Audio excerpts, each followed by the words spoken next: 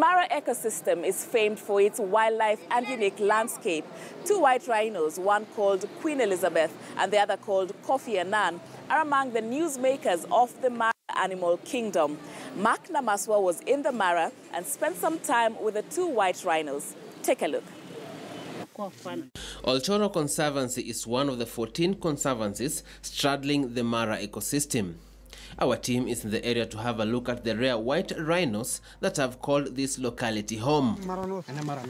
Well, the greenery, shrubbery and the landscape cast forth an ambience of closeness to nature. We catch up with Queen Elizabeth, a female 18-year-old rhino, and Kofi Annan, aged 9. Kwanza kabisa Elizabeth ni mnyama ambaye tulitoa Nakuru National Park, ambaye ni msaliwa ya wale ambaye setu silirudishwa Nakuru. Ni mtoto ya hawa. Alafu Kofi Annan alisaliwa na wale ambayo imeletwa kutoka Solio Ranch. Huyu sasa mwenye analala huyu ni Kofi Annan. Unasaliwa siku ile wakati Kofi Annan anakuja kugawa Raila na Kibaki. Siku hiyo wakati hawa na sign akasaliwa huyu kwa hii boma ya Faro.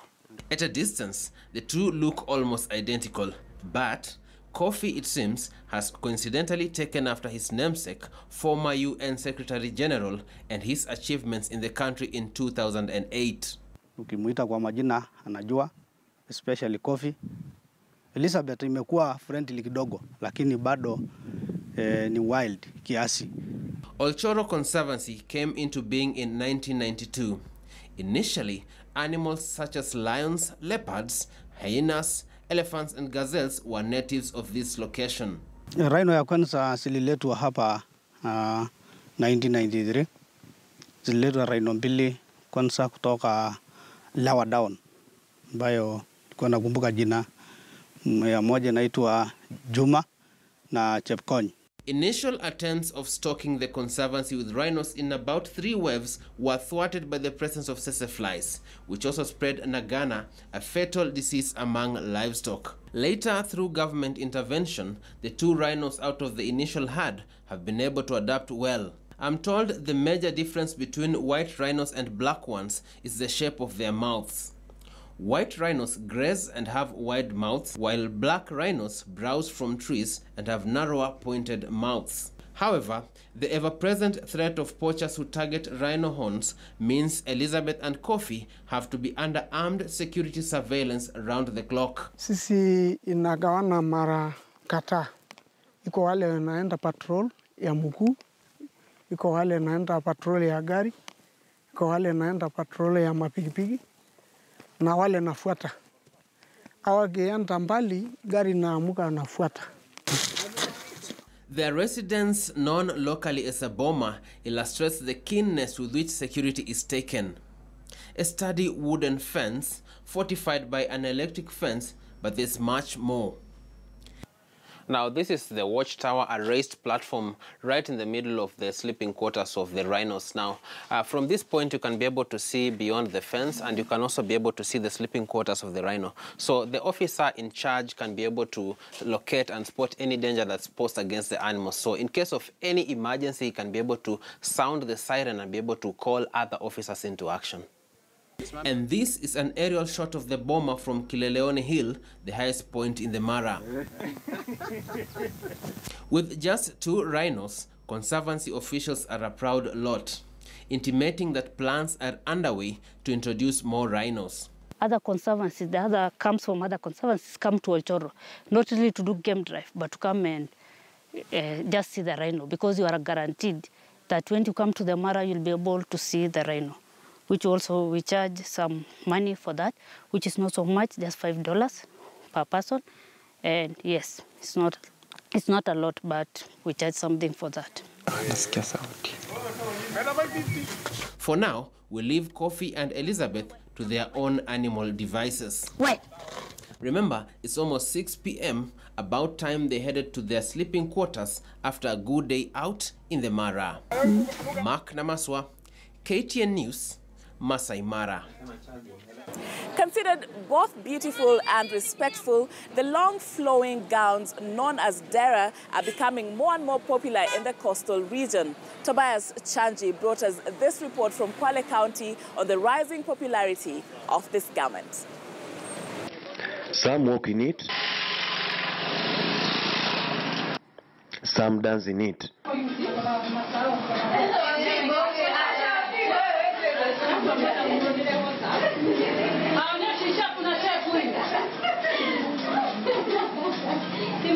But as women in this salon say, the dera is the must-have dress that women from all walks of life right across the region are buying into big time. And as this lady calling herself Big Mama shows off in one of her own, most of the women here have divergent views of the dera craze. Watu nikivaa dera lakini naonekana mwanamke timamu lokamilika kwa heshima zangu kamili. Lakini sio kwa kazini, hata kama kazi ya saluni basi uko na kimini kimfika hapa, hata mwanamume akiingia pia hana tabasamu na wewe. Lakini ukivaa dera mashallah, hata kama unalitako la kufika wapi, lakini angalau nilificha angalau. Madira huwa mazuri sana. Kwa sababu gani? Ya heshima. Hata haionyeshi shape, hata kama uko shape ya vipi, wewe uko sawa na uko comfortable na kazi yako. Na mara nyingi madera huwa anatoa umbile la mtu vizuri. Hata kama uko vipi utapendeza. Na madera na muundo tofauti. Kuna dera la kumwaya, kuna dera la kushika, na muhimu wa dera ni uwe na scarf ndio iwe dera. Another woman here says she wears it because her boyfriend likes it so much. Huwa anapendelea sana nivae madera kwa sababu pia ni mtoto wa Kiislamu, ni heshima. To others, it is just a comfortable free-fitting dress that enables one to stay cool in hot and humid weather. Dera huwa iko free, hainisumbui kwa mwili, navaa tu iko free. Sasa huwa inanipatia wakati mzuri wa kupata fresh air. Bai madera ni nguo ambayo iko na heshima, kwanza ni ndefu, alafu uko free. Ukivaa hii nguo hauna pali pa kubanwa na ukiketi unakaa tu smart. Ni nguo ambayo inapendeza mwanamke yoyote yule. Si Mswahili wala si mtu wa kutoka bara. Dera uko free, style uko free, yani kila kitu kimejiachilia tu. The dera is big business here in Kwale County.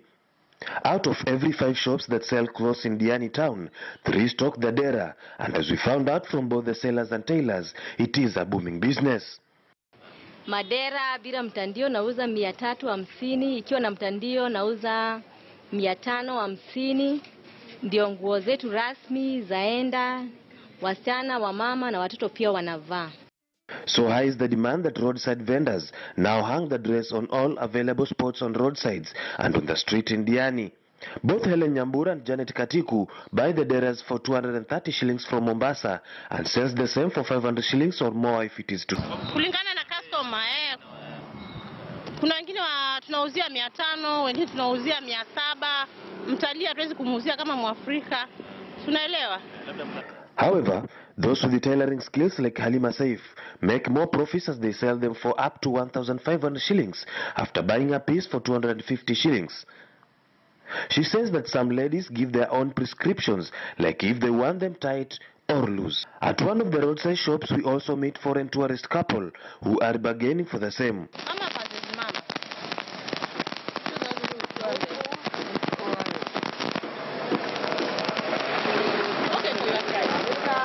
In their own dialect, they say mwanamuke ni kushebedua, and indeed the dera is spreading like wildfire. And as heads turn to stare, the sellers continue to mint profits. Tobias Chanji, KTN Business in the county of Kwale.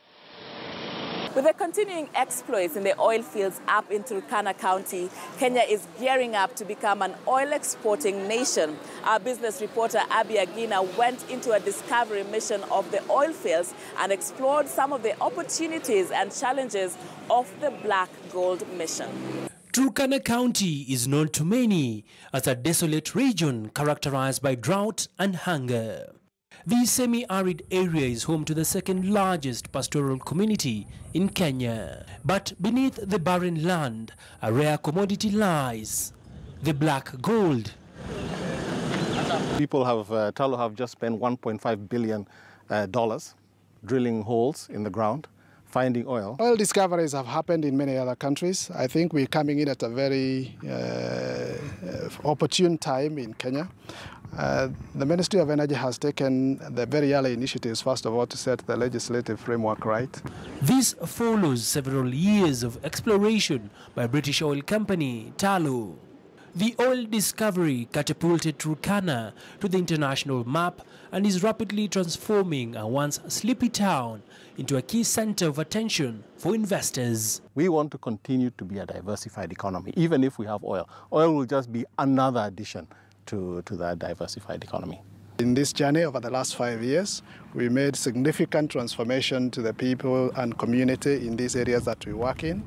From areas such as education, right all the way from primary school to secondary school to universities, benefiting over 30,000 students.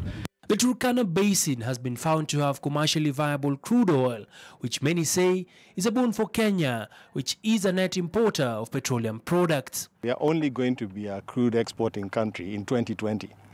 We're in 2017 now, so 2020, the end of 2020, beginning of 2021. We don't know what the oil prices are going to look like then. According to the Ministry of Energy and Petroleum, Kenya's net oil finds are in the region of 750 million barrels.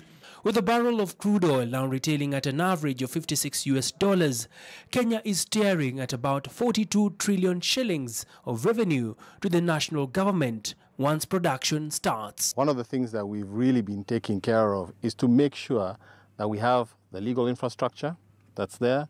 We are looking at forming a sovereign wealth fund. It has been close to 7 years since Kenya took on the oil exploration journey, and now the oil has left the ground. With plans now at an advanced stage to start the early oil program, lack of motorable roads could partly jeopardize the transportation of the crude oil to the port. The government is chipping in by fixing infrastructure on which those equipment will be rolling on. The early oil program seeks to see Kenya export at least 2,000 barrels a day of oil on a trial basis before full production commences. The early oil will be transported to Mombasa by May. The tenders have already been floated and they are going to be awarded any time now. What you can see behind me are these storage tanks storing close to 70,000 barrels of oil that will be trucked to the port of Mombasa for export. The underinvestment in the area's road network has now seen the government make hefty budgetary allocations to build roads, with plans to construct a pipeline also being in the offing. We are still concerned about that. It's a big concern to the people. We are not in the early oil pilot scheme for the economics of it. We are in this as a lesson and as a test. Aside from the lacking infrastructure, the distribution of oil revenue has been a thorny issue, which still continues to elicit emotions. Kama nataka mafuta, kama nataka Turkana, patia kitu yake. Wanataka kufanya mambo au wenyewe kabla hajatueleza. Till now, nothing has been done to us. The moment you put the petrodollar on the hand like this, anything about legislation, everything just gets forgotten. Technocrats will fix this before the first drop of oil actually gets into the market on the big scale. Although there is optimism as Kenya nears the next phase of the oil export cycle, underlying fundamental issues may just spark a vicious dilemma if not nipped at the bud. Abi Agina, KTN Business. Wearing tattoos has become commonplace, particularly in urban areas. However, in some communities, tattoos are still something that would attract a frown. While this may be the case in Nyeri town, Carol Nderi met a tattoo artist there who is blazing the trail on tattoos in the largely conservative town. Some would argue that the tattoo industry is embraced only by the liberal types who are not held back by constraints, societal or otherwise. For fairly conservative smaller towns, making it as a tattoo artist might be somewhat of a tall order. One young man in Nyeri town is, however, breaking the barriers. His artistic self comes alive when he's etching in tattoos on his client's skin. 23-year-old Junius Mwangimogo has been at it for the past 5 years as a tattoo artist. It hasn't been easy gaining an edge in a conservative town like Nyeri, but yet his resilience is starting to pay off. More and more people are coming to him for tattoos. I started with tutorials on YouTube, self-taught, getting self-taught, pole too. It took me almost 2-3 months to get the first client. He ventured into this soon after high school. In a laid-back town such as Nyeri, how does he deal with the misconceptions from some quarters that tattoos have negative connotations, such as relations to gangs or rebels? Maoni yako kuhusu tattoos ni gani? Hiyo ni baya sana sababu, hiyo ni vibaya sababu pengine tunaona kama ni mifano ya shetani hivi. Hatuamini maneno ya hizo. Yeah. Mtoto wako, kijana wako au msichana akija na tattoo utafanya nini? Ni kumupeleka tu kwa nyumba ya Mungu aombewe. Unafahamu tattoo? Tattoo. Ni nini tattoo? Sifahamu. Tattoo ni kujichora, kama sijui umeona mtu ambaye amejichora kwenye mikono ama amechorwa kwa mgongo. Hiyo siwezi ugana naye. Hiyo kuchorwa hiyo sijui meaning yake, na mimi siwezi kuilaumu au kuikubali, sababu yenye kuchorwa ana sababu yake. They are good for that young and feeling that ego of having them. Lakini shida wakati umezeeka, sasa utaanza hata kutoa hiyo gozi. Unashindwa, saa hii nilifanya kwa nini? No, tattoos have meanings. They symbolize something, probably something you went through, something you like. One of Mugo's clients who is here to add yet another tattoo is Moses Gordon. He patiently lets Mugo work his magic, albeit painfully so. If Gordon's facial expressions are anything to go by, a little pain that is worth all the trouble, he says. In fact, my own mother likes them. She says it's not bad.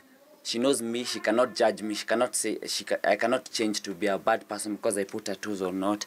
No, it's just a nice form of art. At least people want to accept the history of tattoo.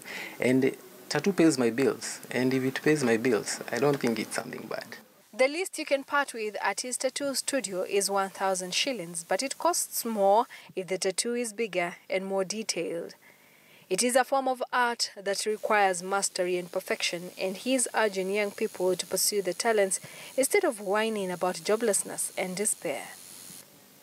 Carol Derrick, KTN News, Nyeri County.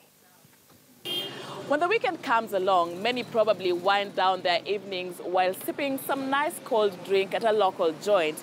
In Tanzania's northern town of Arusha, others are probably doing the same. Except for the residents there, another kind of alcoholic drink is being served, one made purely out of the banana fruit. Timothy Otieno reported on this local drink that makes Arusha residents go bananas. It's just 3 p.m. and already 32-year-old Albert and his peers are at a local joint. These 3 men, we are told, are the town's most popular residents. And it isn't hard to see why. Jina langu mimi maarufu na nitaka Heineken tingisha kama imeisha mwambia kuongezee nyingine. Mmenielewa?